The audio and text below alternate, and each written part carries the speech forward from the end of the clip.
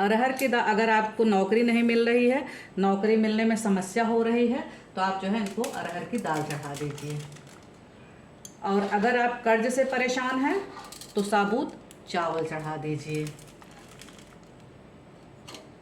सुख समृद्धि चाहिए तो 108 गेहूं के दाने चढ़ा दीजिए।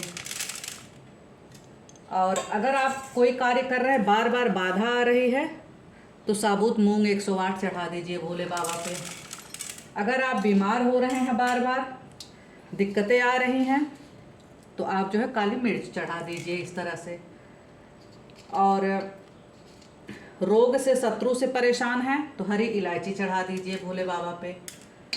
और अगर आपके घर में राहु का दुष्प्रभाव ज़्यादा पड़ रहा है तो काला तिल, इस तरह से काला तिल इनको चढ़ा दीजिए। इससे पितृ प्रसन्न होते हैं और खुश होकर आपको आशीर्वाद दे के जाते हैं, इस तरह से। इसके बाद आप जो है ये भांग है, भांग चढ़ा दीजिए। अगर घर में कोई पुरुष वर्ग हो तो कोशिश करिए कि उनसे चढ़वाइए। ये सब चीज़ें चढ़ा दीजिए। हमारे भोले बाबा तो भोले ही हैं, वो थोड़े से ही पूजा से प्रसन्न हो जाते हैं।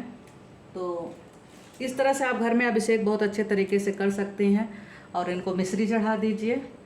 हमने बहुत ही सरल तरीके से भोले बाबा का बता दिया है कि अभिषेक कैसे घर में कर सकते हैं। तो इस तरह से आप घर में बहुत आसान तरीके से भोले बाबा का अभिषेक कर सकते हैं। और ये सब चीज़ें चढ़ाने से मैंने बता दिया क्या क्या मिलने वाला है। तो आप लोग बहुत ही आसान तरीके से घर में जो है सावन के महीने में रुद्राभिषेक खुद कर सकते हैं।